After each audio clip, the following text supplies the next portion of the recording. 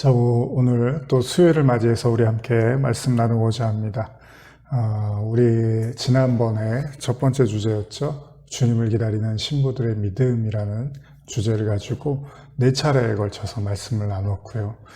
결국 그 내용을 통해서 주님을 기다리는 신부들이라는 것은 어떻게 보면은 화려하고 아름답고 단순하게 깨끗하고 이런 것들만을 의미하는 게 아니라 어쩌면 하나님 앞에서 자신의 존재를 깨닫고 우리가 죄 가운데 죽을 수밖에 없는 자임을 인정하고 그래서 우리가 정말 부정한 자임을 또한 고백할 수 있는 자들, 그런 자들을 오히려 주님은 깨끗하다고 해주시고 신부로서 그들의 믿음을 인정해 주시는 모습들을 우리가 함께 나누었습니다.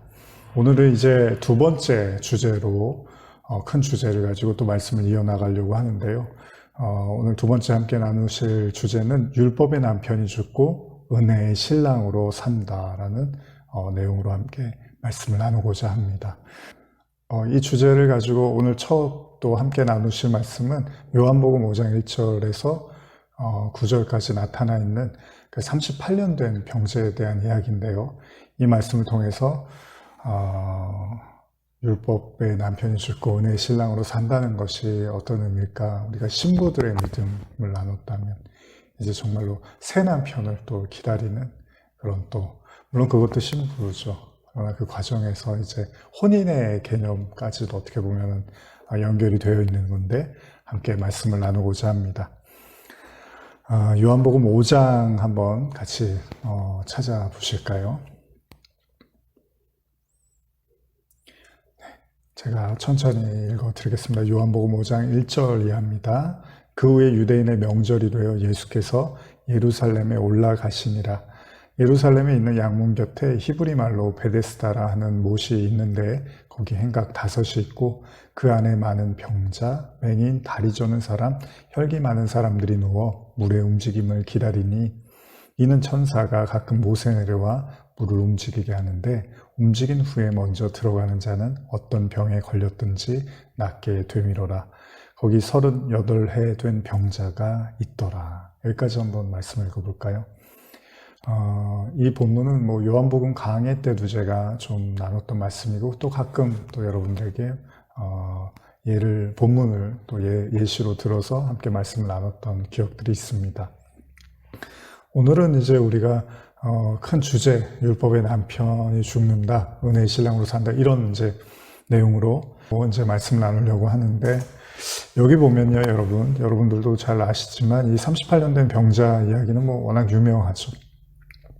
여기도 보면은, 베데스다라고 하는 연못에 많은 그 병자들이 이제 모여 있죠.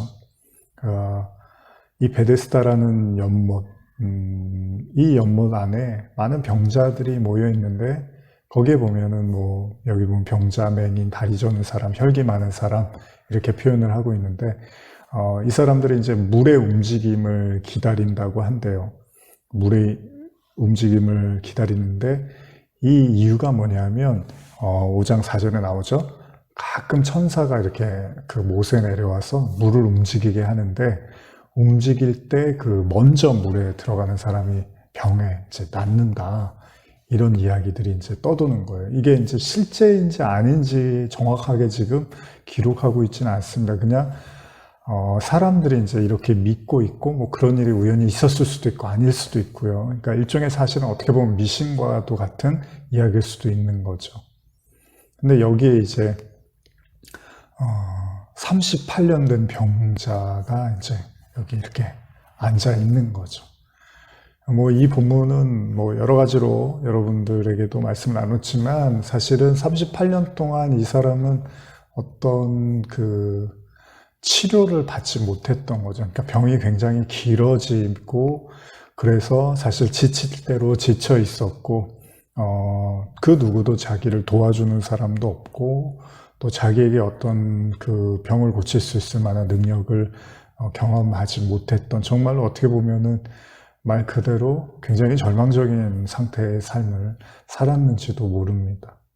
그러다 보니까 결국 의지할 곳이라고는 이 베데스다 연못에 앉아서 그저 그냥 물이 움직일 때 들어갈 수만 있다면 이게 이제 이 사람의 유일한 어떻게 보면 꿈이고 유일한 어떤 목적, 삶의 이유일지도 모르겠습니다.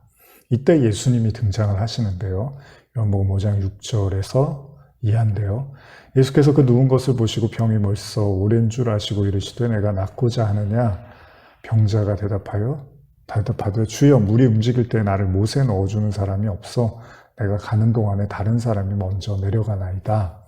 예수께서 이르시되 일어나 내 자리를 들고 걸어가라 하시니 그 사람이 곧 나아서 자리를 들고 걸어가니라.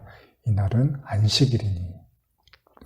성경은 느닷없이 이 38년 동안 절망에 사로잡혀 있던 이 사람에게 순식간에 예수님의 등장으로 모든 문제가 해결되고 그토록 바라고 꿈꾸던 일어나서 걷게 되는 놀라운 축복을 그리고 있습니다.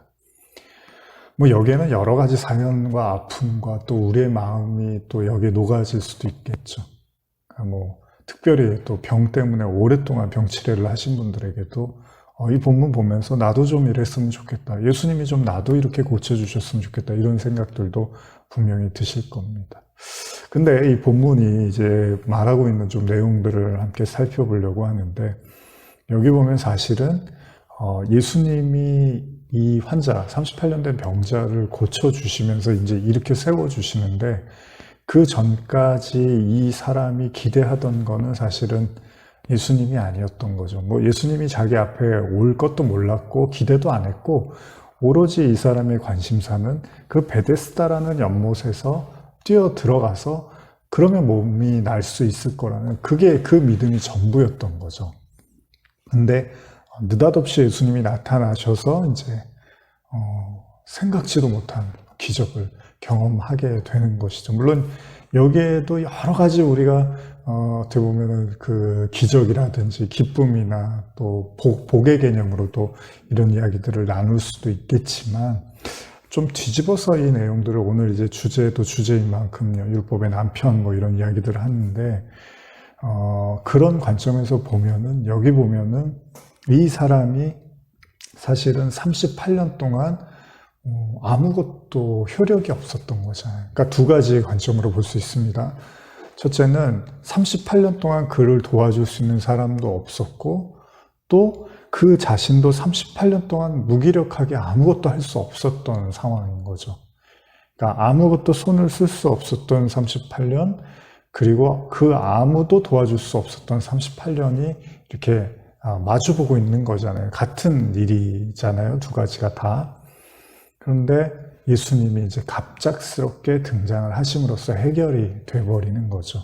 그렇게 보면은 어쩌면은 저와 여러분들도 물론 우리가 왜 이 사람이 38년 동안이나 고통받았어야 됐는가, 그리고 그제서야 왜 예수님이 나타나셨는가. 물론 예수님이 이제 공생애를 시작하시고 서른에 시작하시고 이제 그제서야 기적과 이적을 행하셨으니까 그 시기와 맞물려서 예수님을 만났다고도 볼 수 있지만 예수님이 아니고 하나님도 그런 일들을 하셨단 말이죠. 그런데 왜 굳이 이 사람에게 이렇게 38년이라는 시간을 기다리게 하셨을까? 이런 관점으로 본다면 참 어떻게 보면은 절대 적지 않은 시간이잖아요.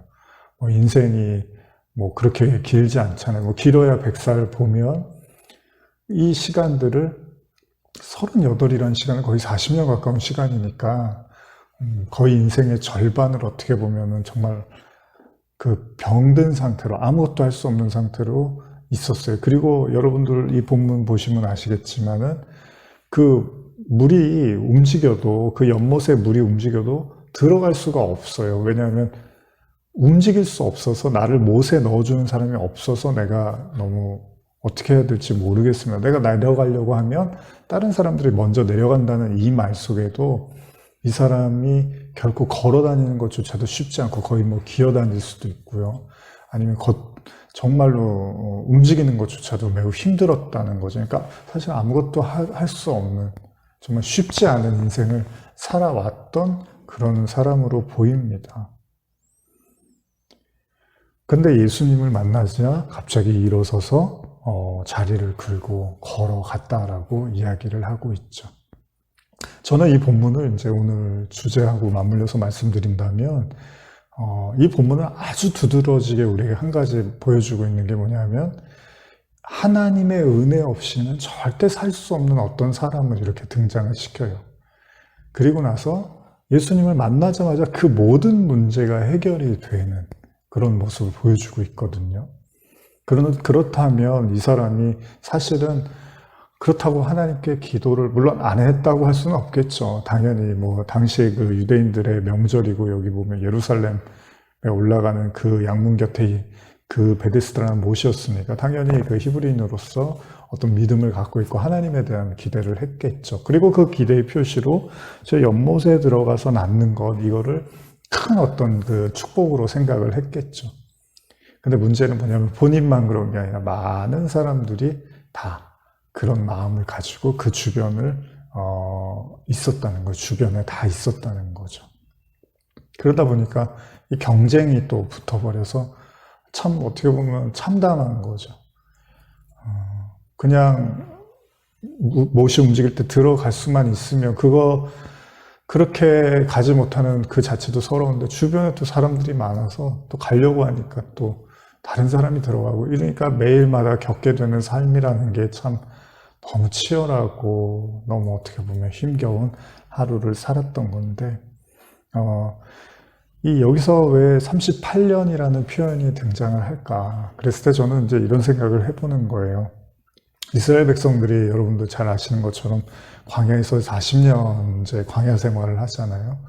그런데 40년 동안의 광야 생활의 이유가 뭐냐면 뭐 여러 가지가 있습니다. 이따가 제가 말씀드리겠지만 근데 이제 40년의 광야 생활을 이렇게 들여다보면서 이스라엘 백성을 보면요. 사실은 애굽에 있을 때는 어쨌든 간에 애굽 왕 바로의 어떤 이제 명령에 따라서 뭐 건축을 하고 일을 하잖아요. 그리고 나서 이제 저녁이 되면 뭐 음식을 먹고 고기를 구워 먹고 뭐 양념을 먹고 이제 이런 내용이 나오잖아요. 나중에 이제 광야에 가서 자꾸 애굽을 그리워하는 것도 차라리 그때 일하고서 노예처럼 살았지만 먹고 살았던 것이 기억이 나고 행복했다 이런 얘기도 많이 하잖아요. 근데 그 광야의 삶을 보면은 우리가 얼마 전에도 제가 성도의 인생이나 뭐 이런 걸 통해서도 주일날 나눴지만은 하나님이 그들을 40년 동안 계속 지켜주시고 함께 하시지만 이스라엘 백성들이 계속해서 이제 하나님을 원망하고 사실 하나님의 어떤 그 임재, 함께 하심에 대해서도 의문을 갖는 모습을 우리가 보게 되는 거죠. 그러니까 그런 시각으로 보면 인간이 제 아무리 대단하고 제 아무리 뭐 뭔가 강한 것 같지만 어떤 환경과 상황 속에 이렇게 밀어넣으면은 사실은 아무런 힘도 쓰지 못하는 어떻게 보면은 상당히 그 연약하고 나약한 존재라는 것도 우리가 배우게 된다는 거죠. 예를 들면 이제 저와 여러분들도 우리의 신앙도 그렇잖아요. 여러분들의 삶에서 굉장히 찬란하고 대단하고 뭔가 박수 받을 만한 그런 순간들도 분명히 있었을 거예요. 그런데 또 어떤 상황에서는 이렇게 좀 크게 무너지고 무력하고 아무 힘도 못 쓰고 아무런 말도 못할 만큼의 또 연약한 우리 자신도 보게 된다는 거죠. 근데 보면 그게 다 상황에 따라서 그런 거잖아요. 그러니까 좋은 상황에서는 또 나도 그만큼의 어떤 영향을 발휘하기도 하지만 또 안 좋은 상황에서는 아무런 힘도 쓰지 못하는 우리 자신을 또 보게 되는 거죠. 그럴 때는 정말로 우리 자신이 한없이 이렇게 자꾸 초라해지게 되고, 뭐 저도 이제 가끔 뭐 건강이 좋지 않거나 이럴 때는 이렇게 말하고 움직이는 것도 때로는 이렇게 부담스럽고 이럴 때는 야, 참 인간이 정말 아무것도 아니구나 뭐 이런 생각 하는데 오죽하시겠습니까? 여러분들 중에 또 막 건강 때문에 큰 이제 어려움 겪고 계신 분들은 더 하시겠죠. 그러다 보니까 사람이 어떤 상황에서는 참 대단해 보이는데 또 어떤 상황에서는 한없이 작아 보이더라는 거예요. 그런 관점에서 이스라엘 백성의 광야 40년을 보면 그 하나님이 보셨을 때는 사실은 아주 나약하기 짝이 없는 민족이었다는 거죠. 실제로 하나님이 이스라엘을 택한 이유에 대해서 우리가 이사야 말씀인가요? 보면은 가장 작고 약해서 택하셨다라는 그런 말씀들을 우리가 알고 있잖아요. 그러니까 하나님이 강해서 잘 싸울 것 같고 믿음을 잘 지킬 것 같아서 백성을 택한 게 아니라 오히려 가장 작고 연약하고 나약할 것 같아서 하나님이 택하셨다라는 말씀을 하신다는 거예요. 그렇다고 여러분 하나님을 보셨을 때 강한 자가 진짜 강한 자고 약한 자가 진짜 약한 자는 아니잖아요. 예를 들면 바울 같은 사람은 얼마나 강하고 얼마나 뭐 카리스마도 있고 똑똑하고 말씀도 잘 알고 있고 믿음도 되게 좋아 보이는 것 같고, 그래서 이스라엘 그 크리스찬들을 막 핍박하고, 예수님 당시에 이제 예수님이 부활하시고 나중에 성도들이 생겼을 때 바울이 그냥 앞장서서 막 그냥 이렇게 때리고 핍박하고 몰아세우던 사람이었는데, 실상 예수님 만나고 나니까 굉장히 나약하고 초라한 모습, 어떻게 보면 미쳤다는 소리까지 들어가면서 그러면서 이제 자기가 약할 때가 강하다 이런 얘기까지 이제 하잖아요. 그리고 막 자기 자신에 대해서도 죄인 중에 괴수라 그러고 전혀 다른 모습을 보여주고 있다는 겁니다. 그러니까 사실은 하나님이 보셨을 때 인간은, 우리가 뭐 전도서 말씀도 요즘 나눴지만 일반이라고 하잖아요. 그러니까 뭐 제사를 드리는 자와 드리지 않는 자, 의로운 자와 뭐 의롭지 않은 자가 하나님 보시기에 다 똑같다라고 하는 것처럼, 사실은 하나님이 보셨을 때는 인간은 다 똑같겠죠. 우리가 산에 올라가서 이렇게 경치 내다 보면은 조금 큰 건물은 보이고 작은 건물들은 작게 보이잖아요. 근데 비행기 타고서 이렇게 밑에 내려다보면 그냥 뭐 큰 건물 작은 건물이 구분도 안 가잖아요. 그러니 하나님이 인생을 봤을 때는 사실은 그냥 점 같겠죠. 그냥 다 똑같이 보이겠죠. 근데 인간만 서로 누가 잘났니 못났니, 내가 크니 작으니, 더 가졌다 못 가졌다, 이런 거 가지고 인간들만 서로 도토리 키재기 하듯이 싸움을 하고 있지만, 사실은 하나님이 보셨을 때는 인간은 다 똑같아 보이는지도 몰라요. 그래서 원죄를 성경에서 이야기할 때 모든 인간이 다 원죄를 가졌다고 하죠. 로마서 말씀처럼 모든 사람이 죄를 범하였음에 라고 할 때, 그러니까 이런 본문들도 우리가 좀 시험에 들 수 있는 게, 말로는 잘 이해하는 것 같아요. 모든 사람이 죄를 졌다는 게. 근데 실제로 우리의 삶에서는 그 사람들이 그렇게 나쁜 사람은 아닌 것 같은데, 그 사람들이 그렇게 못되진 않은데 모든 사람이 그 저주를 받을 만한 과연 죄를 지은 건가라는 의구심을 갖고, 또 실제로 살면서도 그렇게 다 사람 보면서 저 사람들이 다 저주받을 사람들이야 이런 생각을 하면서 살지는 않잖아요. 그러니까 복음으로서는 이론으로는 이해를 하고 있지만 실제로는 우리가 원죄, 뭐 저주받을 죄인, 죽을 수밖에 없는 죄인, 사망의 그늘에 놓인 죄인, 뭐 심판의 대상, 이런 것들을 우리가 그런 생각을 하면서 사람들을 보는 경우가 또 많지 않을 수 있다는 거죠. 그런데 이건 우리 생각이고, 하나님의 말씀을 통해서 하나님이 우리에게 하시는 말씀은 뭐죠? 원죄라는 게 우리가 선악과를 먹고 스스로 이제 의로워지려고 했던 건데, 그 결과가 뭐냐면 스스로 의로워지려고 했기 때문에 스스로 하나님처럼 되려고 한 거니까요. 그러니까 스스로의 힘으로 어떻게든 하나님처럼 되고 착해지고 구원받으려고 하는 그런 모든 시도들이 이제 원죄란 말이죠. 근데 그게 가능해요? 가능하지가 않죠. 불가능하죠. 스스로의 힘으로 그렇게 하나님처럼 되고 하나님이 원하는 그런 의로운 모습으로 되어줄 수 있는 인생은 단 한 명도 이 세상에 존재하지 않는. 만약에 그런 인간이 한 명이라도 나오면 예수님은 오실 필요가 없고 또 굳이 오실 이유가 없는 거죠. 왜요? 스스로의 힘으로 돌을 닦고 수양을 하고 마인드 컨트롤을 하고 해서 의로워질 수 있는 사람이 하나라도 나와서 하나님이 이렇게 쭉 역사를 통해서 살펴봤는데, 야, 너는 어떻게 내가 도움을 안 줬는데도 의로워졌구나 라고 하는 인간이 나오면, 그러면 예수님은 의미가 없는 거죠. 그러니까 그런 관점에서 보면 인간은 하나님이 보셨을 때 스스로는 구원에 이를 수가 없는 존재라는 거예요. 그렇게 생각해 본다면 오늘 요한복음 5장에 38년 된 병자, 어떤 사람이냐? 스스로의 힘으로 설 수 없는 사람.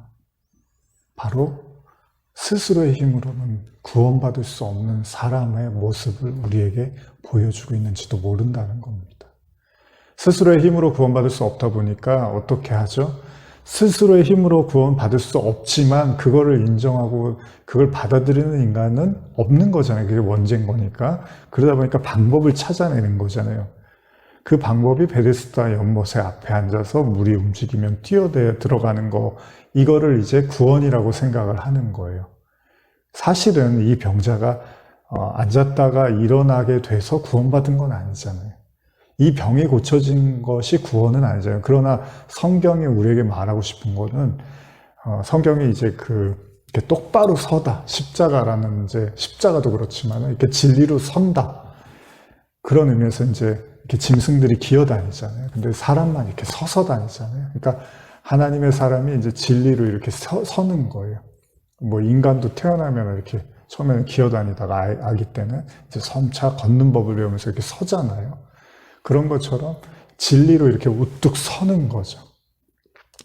그걸 이제 성경에서 이렇게 병든 자로 묘사를 하고, 그리고 예수님을 만나서 이렇게 그 자리를 들고 서는 자, 진리로 말미암아 이제 그 우뚝 서게 되는 구원을 이제 보여주려고 하는 모습이라는 거죠. 그러니까 단지 이 요한복음 5장은 병을 고쳤다, 예수님 만나니까 그 도무지 듣지 않던 그게 예수님 만나니까 병을 고쳤다, 이 얘기를 하고 싶은 게 아니라 바로 이 땅의 모든 사람들이 베데스다라는 연못, 그거는 어떻게 보면 미신적인, 사실 된다는 보장도 없는 어떤 막연한 것에 둘러싸여서 거기서 어떤 막연한 구원을 기다리고 막연한 은혜를 기다리고 있지만, 진정한 구원은 이렇게 스스로 설 수 없는 자에게 주님이 찾아가서 그들을 일으켜 세워주시는 것이 바로 구원임을 보여주고 있는 것이라는 거죠. 그런 의미에서 38년은 스스로의 힘으로 결코 일어설 수 없는 모든 인간의 현 주소를 보여주고 있는 것 같습니다. 왜냐하면 이 38년이라는 언급이 나오고 있는 게, 일단 제가 신명기 2장 14절 보시면 가데스 바네아에서 떠나 세레 시내를 건너기까지 38년 동안이라, 이때에는 그 시대의 모든 군인들이 여호와께서 그들에게 맹세하신 대로 진영 중에서 다 멸망하였나니 여호와께서 손으로 그들을 치사 진영 중에서 멸하신 고로 마침내는 다 멸망되었느니라. 이런 본문이 나오는데 여기 38년이라는 표현이 등장을 하는데, 제가 이거를 연결을 해서 좀 한번 오늘 주제하고 같이 연결해서 한번 생각을 해봤는데요. 예를 들면은 이제 이 얘기가 왜 나왔냐, 이게 이제 이스라엘 백성의 그 광야에 대한 이야기를 38년으로 지금 묘사했는데, 우리가 알고 있는 건 40년이잖아요. 근데 왜 30년이냐면 이 민수기 13장에 등장하는 그 가데스 바네아에서의 그 사건이 하나 기록이 되면서 이제 거기서부터 셌을 때 38년으로 이제 기록을 하고 있는 건데, 이 가데스 바네아에서 무슨 일이 일어났냐면 이스라엘 백성들이 이제 애굽에서 탈출을 하잖아요. 노예 생활을 하던 애굽에서 하나님의 모세를 통해서 하나님의 도우심으로 이제 탈출을 해서 이제 하나님이 어디로 가라 그랬죠? 이제 광야를 지나서 하나님께서 가나안 땅으로 들어가라고 하시죠. 근데 여기에 보면 이 민수기 13장에 보면은 무슨 일이 생기냐 하면, 이스라엘 백성들이 가나안 땅을 목전에 두고서 이제 정탐꾼을 보내요. 정탐꾼을 보내서 정말로 거기가 하나님이 우리에게 말씀하신 땅이고 좋은 땅이고 우리가 들어갈 수 있는 땅인지를 이렇게 한번 살펴보려고 정탐꾼을 보내는데, 문제는 뭐냐면 이 정탐꾼들이 다 보고 나서 다 비관적인 얘기를 해요. 근데 거기서 두 사람, 우리가 지난번에 나왔지만 여호수아와 갈렙만 괜찮습니다. 하나님 말씀대로 우리가 가면 우리가 충분히 그 땅을 차지할 수 있습니다. 이제 이런 얘기를 해요. 이걸 한번 제가 읽어드릴게요. 민수기 13장 25절 이하인데, 40일 동안 땅을 정탐하기를 마치고 돌아와 바란 광야 가데스에 이르러 모세와 아론과 이스라엘 자손의 온 회중에게 나와 그들에게 보고하고 그 땅의 과일을 보이고, 모세에게 말하 이르되 당신이 우리를 보낸 땅에 관측 과연 그 땅에 젖과 꿀이 흐르는데 이것은 그 땅의 과일이니이다. 그러나 그 땅 거주민은 강하고 성읍은 견고하고 심이 클 뿐 아니라 거기서 아낙 자손을 보았으며 아말렉인은 남방 땅에 거주하고 헤딘과 여부스인과 아모리인은 산지에 거주하고 가나안인은 해변과 요단가에 거주하더이다. 갈렙이 모세 앞에서 백성을 조용하게 하고 이르되 우리가 곧 올라가서 그 땅을 취하자 능히 이기리라. 갈렙은 이렇게 말을 해요. 그와 함께 올라갔던 사람들이 이르되 우리는 능히 올라가서 그 백성을 치지 못하리라. 그들은 우리보다 강하니라 하고 이스라엘 자손 앞에서 그 정탐한 땅을 악평하여 이르되 우리가 두루 다니며 정탐한 땅은 그 거주민을 삼키는 땅이요 거기서 본 모든 백성을 신장이 장대한 자들이며 거기서 네피림 후손인 아낙 자손의 거인들을 보았나니 우리는 스스로 보기에도 메뚜기 같으니 그들이 보기에도 그와 같았을 것이니라. 이렇게 얘기를 하는 거죠. 그러니까 정탐꾼들이 그걸 다 보고 나서 다 비관적인 얘기를 하는데 오로지 이제 여호수아와 갈렙이 아니다라고 이야기를 하는 거죠.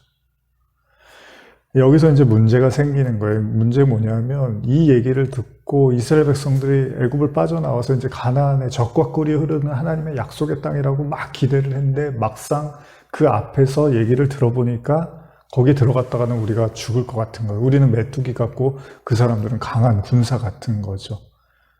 거인 같은 거예요. 그러니까 스스로 이제 자포자기를 하는 거예요. 근데 어떤 일이 일어나냐면 민수기 14장 1절 온 회중이 소리를 높여 부르짖으며 백성이 밤새도록 통곡하였더라.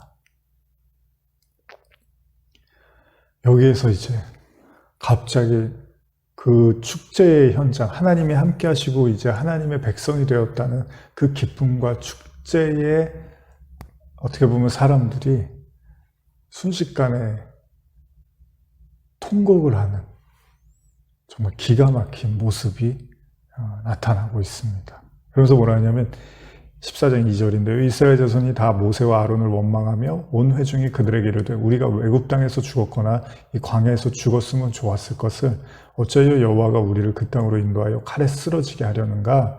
우리 처자가 사로잡히리니 애굽으로 돌아가는 것이 낫지 아니하랴? 이에 서로 말하되 우리가 한 지휘관을 세우고 애굽으로 돌아가자 하매 모세와 아론이 이스라엘 자손의 온 회중 앞에서 엎드린지라. 여기에 갑자기 이제 자기네들의 눈으로 보고 듣고 확인한 이야기를 이제 가지고 내린 결론이 애굽으로 다시 가자는 거예요. 하나님의 말씀, 하나님이 그렇게 많은 기적과 이적과 또 애굽을 심판하시는 모든 걸 다 봤는데 가나안 땅이 너무 두려우니까 하나님도 잊어버리고 말씀도 언약도 잊어버리고 그냥 다시 애굽으로 돌아가자. 그러면서 자주 하는 얘기가 뭐죠? 우리 여기서 죽이려고 여기까지 데리고 왔냐고. 차라리 광야에서 죽었으면 좋았을 걸. 이런 얘기를 이제 하는 거예요. 애굽에서 죽었으면 좋았을 걸.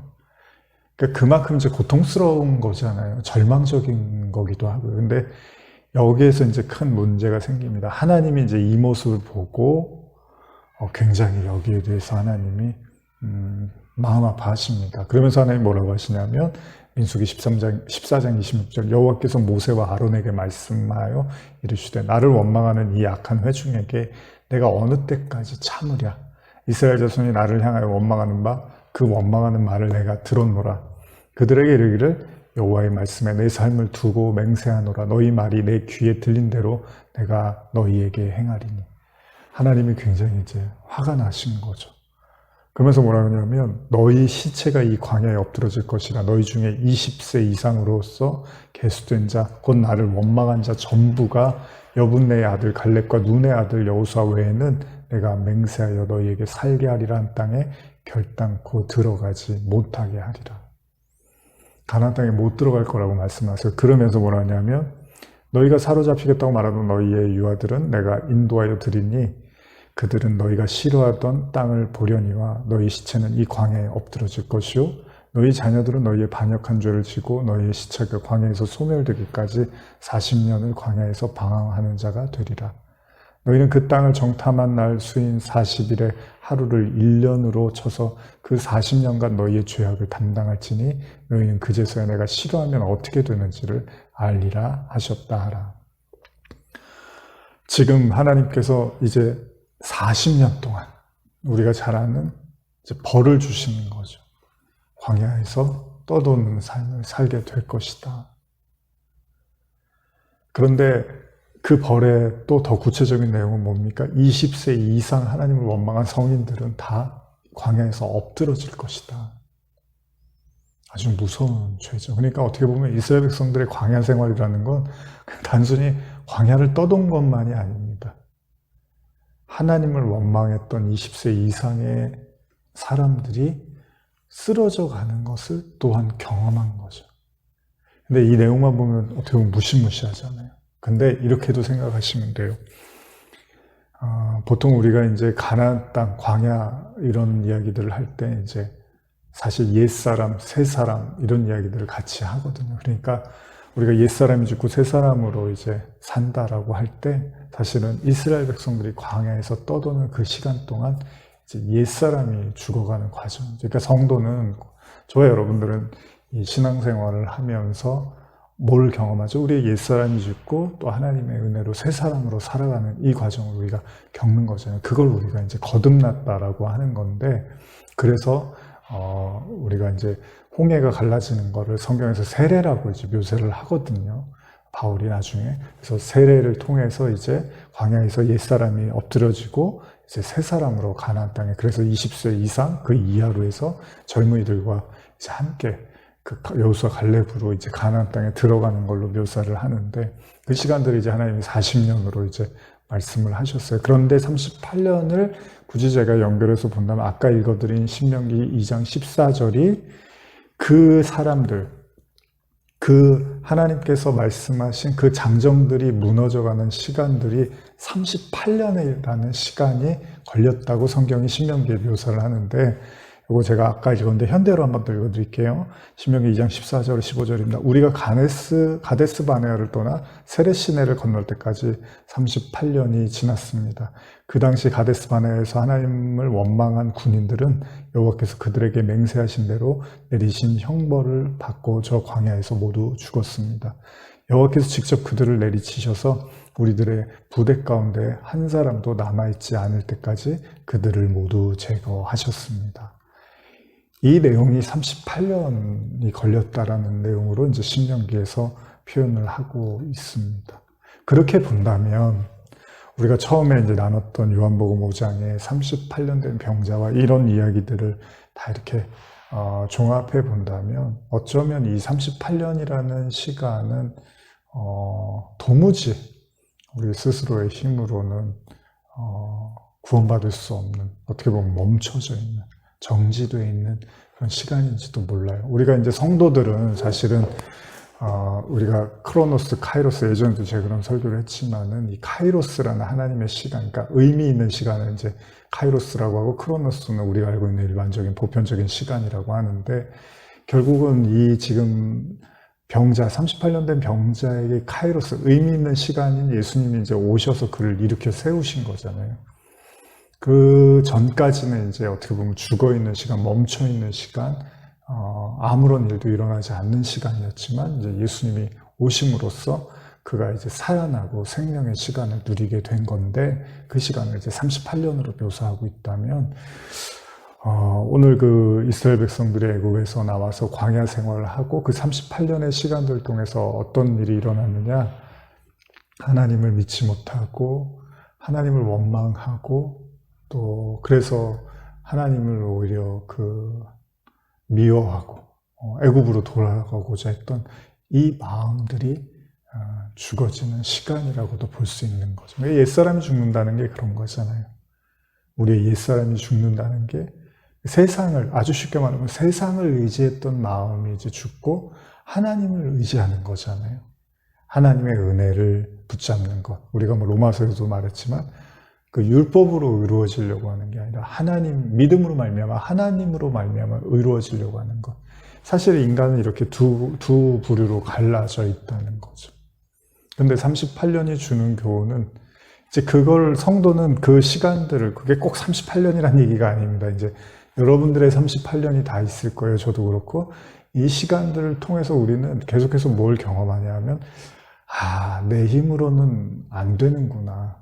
내 힘으로는 할 수가 없는 것들이구나. 그러니까 그게 어떤 환경이나 상황일 수도 있어요. 근데 하나님은 이제 여러 가지를 통해서 우리의 힘으로 이게 될 수 있는 것들이 아니구나. 그러니까 일이 되고 안 되고가 중요한 게 아니라 우리 자신을 보게 하는 거예요. 우리가 그럴 만큼의 능력이 있고 힘이 있는 자들이 아니구나라는 걸 계속해서 배우고, 그래서 이거는 인간의 영역이 아니라 하나님만이 할 수 있는 거구나라는 그 하나님에 대한 절대 의존의 그 마음을 갖게 하는 그 시간을 우리는 이 38년이라는 시간을 통해서 배우게 돼 있다는 거죠. 그러니까 어떻게 보면 성도는 그런 의미에서 실패라든지 좌절이라든지 아픔이나 상처나 고난이나 이런 모든 것들이 다 하나님의 어떻게 보면 우리를 성숙하게 하고 우리를 온전한 믿음으로 이끄는 재료가 될 수 있다는 거예요. 대표적인 게 우리가 가끔 제가 나누지만 요한복음 4장의 그 사마리아 여인도 예수님을 딱 만나잖아요. 근데 오히려 그 만나는 시점은 여인이 사실은 스스로 사람들한테 자신을 내세울 수 없을 만큼 뭔가 자기 스스로를 이렇게 부정하다고 여기고 그래서 피해 다니고 외면했지만 오히려 예수님은 그래요. 네가 남편이 있느냐? 그랬더니 여인이 남편이 5이 있었습니다. 그러면서 지금 있는 남편도 네 남편이 아니다. 그러면서 오히려 예수님이 성령에 대한 말씀을 하시고 예배를 말씀하시는 게 어떻게 보면 그 여인의 그 인생을 통해서 많은 좌절과 우여곡절과 또 사람에 대한 원망과 기대를 저버리는 실망과 이런 모든 걸 다 겪었지만 그게 우리는 나랑으로 떨어지고 무의미한 시간, 그냥 만회가는 시간이구나라고 생각을 하는데 오히려 주님은 그것을 통해서 인간의 한계를 배웠다면 이제 진짜 하나님의 은혜를 가르쳐주는 그런 또 은혜를 경험하는 카이로스의 시간을 또 여인에게 허락하시기도 한다는 겁니다. 그런 의미에서 오늘 38년 된 병자, 우리 이제 다음 시간에도 계속 이어나가겠지만 여러분 자신, 저도 그렇지만 우리가 계속해 멈춰있고 정지돼 있고 아무런 진전도 없는 것 같고 발전도 없는 것 같고 오히려 더 나랑으로 떨어지는 것 같고 퇴보하는 것 같고 되는 일이 정말 없는 것 같고 이럴 수 있을까 싶을 정도로의 실패와 좌절을 경험한다 하시더라도요. 반드시 하나님께서는 성도들에게 그것을 통해서 카이로스, 진짜 생명의 시간을 주시려고 그 어떻게 보면 크로노스에 그냥 흘러가는 헛된 시간임을 자각하게 하고 인지하게 하실 수도 있다는 겁니다. 그러나 기대하십시오. 38년 된 병자가 누가 알았겠습니까? 예수님이 그렇게 나타나실 줄. 그리고 자기가 그렇게 우뚝 서서 걸어 다닐 줄 누가 알았겠습니까? 여러분들 삶 속에도 그림자와 같은 그렇게 어둠이 깊이 드리워져 있다 하더라도 반드시 새로운 남편, 새 신랑으로 주님이 우리를 찾아오시고 우리에게 은혜를 베푸실 줄 믿습니다. 다음 시간에 이어서 계속 말씀을 나눠가겠습니다. 기도하시겠습니다. 하나님 감사합니다. 성도에게는 어떤 좌절과 절망도 결코 성도를 무너뜨릴 수 없습니다. 왜냐하면 주님이 우리를 붙잡고 계시기 때문입니다. 오늘 말씀을 나누면서 혹시나 여러 가지로 의기소침하고 정말로 삶을 너무나 부정적으로만 생각했던 그런 마음들이 있다면 오늘 카이로스의 그 주님, 영원의 때를 가지고 생명의 시간으로 우리에게 찾아오실 그 주님을 기대하고 바라보게 하여 주시옵소서. 감사드리며 예수님의 이름으로 기도합니다. 아멘.